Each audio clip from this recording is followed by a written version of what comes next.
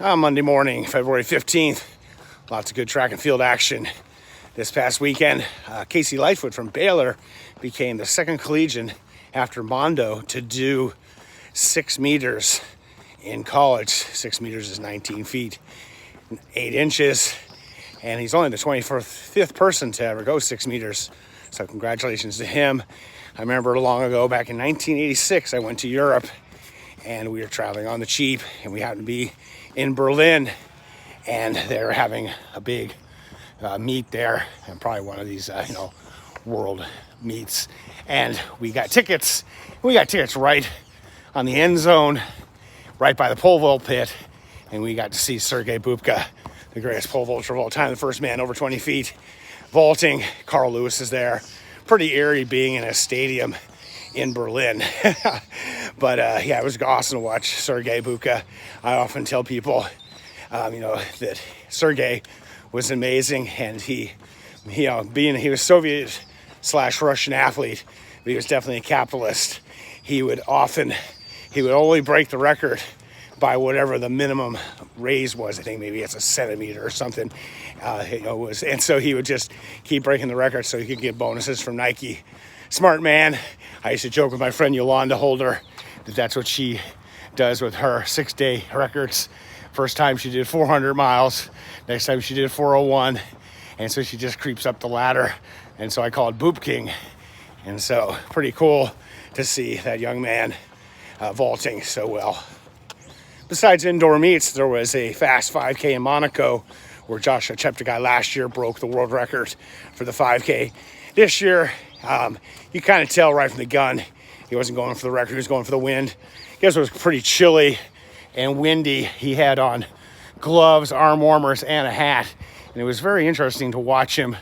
He's only running 13 minutes, how he, threw away the hat, then he threw away the gloves, then he threw away the arm warmers, and still crushed like a 13:11 or something time. Great coverage for the men's race with the cameras running through the classic Monaco course, running through the tunnel that the Grand Prix goes through, right along the waterfront. But what was interesting, there was also women in it. There was an elite race, basically, and Beatrice Cheptegei, Cheshire, she was in the race, hoping to go for the world record. And, it was weird. So they had the coverage, and often they have this problem when you have the men's and women's race start at the same time. Though the Marathon Project did a pretty good job having a split screen showing the men's race and the women's race. Well, I think her timing chip must have been malfunctioning, but they said she had a guy running with her as a pacer, so it couldn't count as a women's only race. But somehow, even though there's probably only 30 people in the race, the cameramen and the announcers were following the second woman. And the second woman was running way out in front of the other women because the rest of the field wasn't very good. But she was a good 30 seconds, a minute behind Beatrice. And it's kind of weird, like how the cameraman couldn't find Beatrice.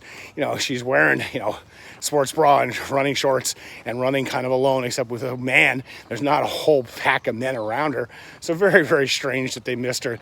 They only caught her like at the kilometer mark going through the tunnel.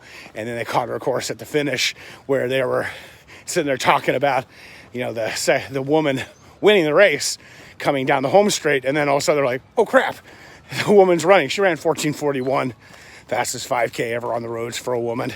Kind of sad. I almost want to have these, if I was this lady's agent, the lady who broke the world record, like Cheptegei, he has his trademark bright red shorts, and he's very distinguishable. I would put my number one gal in something very identifiable. She was in some dark outfit, so you really didn't blend in. I mean, put something bright on her. I know when I was coaching my son, he loves yellow anyways, but I put him in a bright yellow shirt so I could see him way off in the distance during races. Of course, high school, we were blue and white, and we looked like every team in the world. I used to always want to have a striped uniforms, like the rugby style, so we could actually see our kids from a distance, but I always got shot down. So congratulations to Beatrice for getting that world record. Kind of sucks that they just couldn't even get it on tape, but distance sports coverage is kind of spotty at best. So even though it's mid-February, some really fast track times indoors and outdoors. We had the American records broken at the New Balance, Ellen Perrier in the 2 mile, Bryce Hoppel in the 1,000, and Donovan Brazier in the 800. And then out here on the West Coast, we had some high school kids running some pretty fast times. Newberry Park team had a bunch of kids running like 4:15 for the mile, and a couple of young ladies were breaking 5. In fact, a 8th grader broke 5 minutes for the mile at a meet in California meet. So congratulations to all. Thank you for listening, and please subscribe to the YouTube channel if you would. And as always, stay fit. Stay fit. Hey, get fit. Stay healthy. Be boring, not epic.